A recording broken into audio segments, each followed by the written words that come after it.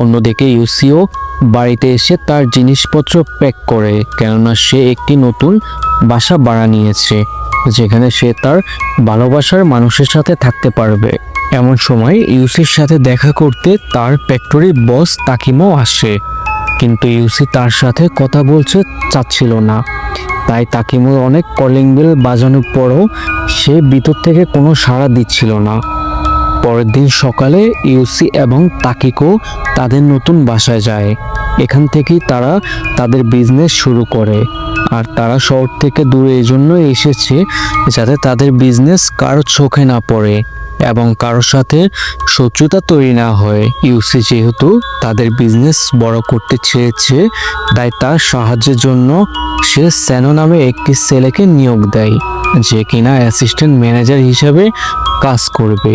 ইউসি সিদ্ধান্ত নেয় সে একটি ব্র্যান্ডের ব্যাগ বিক্রি করবে, যদিও ব্যাগটি অনেক দামি ছিল, যেটা কোনো ব্র্যান্ডের প্রোডাক্ট ছিল না, বরং সেটা ছিল ব্র্যান্ডের কফি প্রোডাক্ট। ইউসি তখন তার কম্পিউটারের সামনে বসে ওয়েবসাইটে প্রোডাক্টটির প্রাইস